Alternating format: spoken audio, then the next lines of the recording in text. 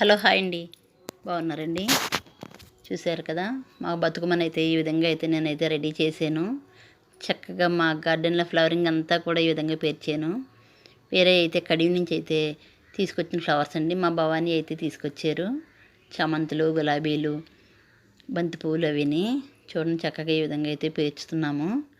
అంతేకాదండి, చక్కగా మన సెంటర్లో అమ్మవారిని అయితే నిలబెట్టారు పిల్లలు.